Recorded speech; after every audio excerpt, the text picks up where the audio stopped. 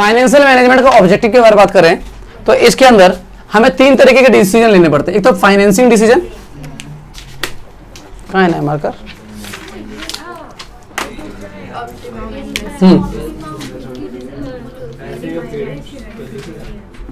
Financing, इधर देखो, ठीक है, इन्वेस्टमेंट मैं डिविडेंड लिख दे रहा हूँ, हाँ ठीक है, ठीक है, और एक था इन्वेस्टमेंट डिसीजन।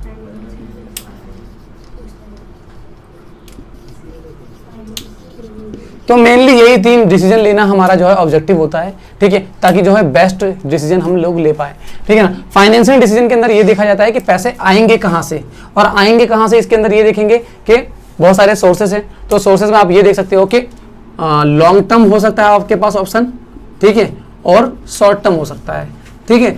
लॉन्ग टर्म से कितना पैसा उठाया जाए और शॉर्ट टर्म से कितना, इसमें भी लॉन्ग टर्म में कॉम्पोजिशन बना सकते हो कि इक्विटी, प्रेफरेंस, डिविडेंड्स और डिवेंचर से कितना पैसा उठाया जाए, ठीक है। तो ये डिसीजन हम लोग किस में लेते हैं, फाइनेंसिंग डिसीजन के अंदर, ठीक है। इन्वेस्टमेंट डिसीजन आएगा उसके बाद। दूसरा है इन्वेस्टमेंट, तो जो पैसा आपके पास आया है वो पैसा लगाना कहाँ पर है। एक्चुअली हमेशा इन्वेस्टमेंट पहले सोच लिया जाता है, फाइनेंसिंग बाद में करी जाती है, क्योंकि आप पैसा पहले उठा लोगे मार्केट से, उसके बाद सोचने बैठोगे कि लगाएंगे कहाँ पे, तब तक तो ब्याज देते रहोगे उस पैसे पे, कॉस्ट तो पड़ते महंगा पड़ेगा ना फिर आपको। इस वजह से पहले इन्वेस्टमेंट डिसीजन हम पहले ले चुके थे। तो इन्वेस्टमेंट डिसीजन में भी आपके पास 2 तरीके ऑप्शन होते हैं, एक तो आप फिक्स्ड कैपिटल में लगा सकते हो और दूसरा वर्किंग कैपिटल में लगा सकते हो। फिक्स्ड कैपिटल में अंदर जैसे बिल्डिंग, मशीनरी, ये सब खरीदने में लगा सकते हो। वर्किंग कैपिटल उधार देने के लिए ज़्यादा माल पैसा रखना पड़ेगा, तो उधार ज़्यादा टाइम के लिए दे सकते हो, ज़्यादा लोगों को उधार माल बेच सकते हो, रॉ मटेरियल में पैसा लगा सकते हो। तो ये क्या रहेगा आपका शॉर्ट टर्म में, ठीक है, या वर्किंग कैपिटल में, ठीक है जी। तो इस तरीके से डिविडेंड डिसीजन के अंदर 2 तरीके के मैंने बताया था। डिविडेंड डिसीजन में क्या डिसीजन ले सकते हो कि आप अपने शेयर होल्डर को किस तरीके से खुश रखोगे, ठीक है। आप कभी भी ऑर्गेनाइजेशन के अंदर काम करते हो तो आपके 2 मोटिव होते हैं, एक तो होता है प्रॉफिट मैक्सिमाइजेशन, ठीक है, प्रॉफिट मैक्सिमाइजेशन, और दूसरा होता है आपका वेल्थ मैक्सिमाइजेशन। देखो जी, होता क्या है, प्रॉफिट मैक्सिमाइजेशन का मतलब क्या होता है कि आप जितना ज्यादा हो सके उतना प्रॉफिट कमाओ, ठीक है, और अपने पास रिटेन अर्निंग की फॉर्म में, अपने पास रिजर्व की फॉर्म में बहुत सारा पैसा रख के रखो, ताकि आप फ्यूचर में ग्रो कर पाओ, नए ब्रांचेस खोल सको, नए प्रोडक्ट लॉन्च कर सको, नया जो प्रोजेक्ट लॉन्च कर सको, ठीक है। तो उसके लिए आपको पैसा रखना पड़ेगा प्रॉफिट मैक्सिमाइजेशन के केस में। जबकि वेल्थ मैक्सिमाइजेशन के केस में क्या होता है कि जो आपके पास शेयर होल्डर हैं, जो आपकी कंपनी में पैसा लगा रख के बैठे हुए इन्वेस्टर्स हैं, ठीक है, उनको जितना ज्यादा हो सके बेनिफिट दिलाना। उनको बेनिफिट कैसे दिलाया जाएगा, आप कुछ इस तरीके से काम करो कि मार्केट में आपकी रेपुटेशन बढ़े, और जैसे कि आपका शेयर 10 रुपए का एक शेयर है, तो मार्केट रेट 10 रुपए तो नहीं होगा। अगर आपका मार्केट में बहुत अच्छा खासा नाम है तो आपके शेयर को कोई भी व्यक्ति खरीदना चाहेगा, तो मार्केट रेट इस शेयर का जो है बढ़ जाएगा, और वो 16 का, 20 का, 50 का, 100 का, जितने का भी बिके।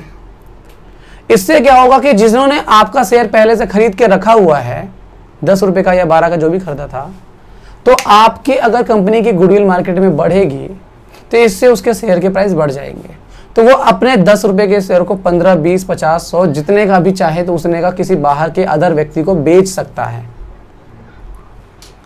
आई बात समझ में, इससे उसको फायदा होगा। दूसरा तरीका ये हो सकता है उसको फायदा कराने का कि आप हर साल अच्छा खासा डिविडेंड अनाउंस करो।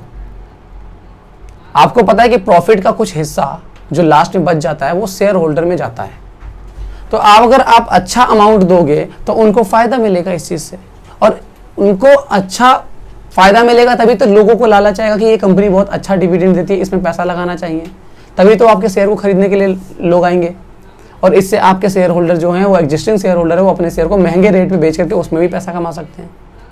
तो डिविडेंड डिसीजन में क्या डिसीजन लिया जाना है कि डिविडेंड कितना दिया जाना चाहिए। बहुत ज्यादा देना भी नुकसानदायक है, क्योंकि अगर बहुत ज्यादा दे दोगे तो अपने प्रॉफिट या अपने रिजर्व के लिए पैसा नहीं बचा पाओगे, और बहुत कम दे दोगे तो क्या होगा, मार्केट में रेपुटेशन खराब हो जाएगी। नेक्स्ट टाइम अगर चाहोगे कि किसी से पब्लिक से पैसा उठाया जाए, इक्विटी शेयर इशू करेंगे, तो लोग खरीदेंगे ही नहीं आपके इक्विटी शेयर, आपके पैसा जल्दी आएगा नहीं। समझ में आई बात। तो दोनों चीजें देख करके चलनी है, तो यहाँ पर ये डिसीजन लेने पड़ते हैं। तो हमारा फाइनेंसिंग मैनेजमेंट का जो ऑब्जेक्टिव है वो एक्चुअल में इन 3 डिसीजंस को लेना होता है। ठीक है, तो इन्वेस्टमेंट, सबसे पहले आप जो है चलते हैं टॉपिक को डिटेल में पढ़ेंगे कि इन्वेस्टमेंट डिसीजन क्या होता है।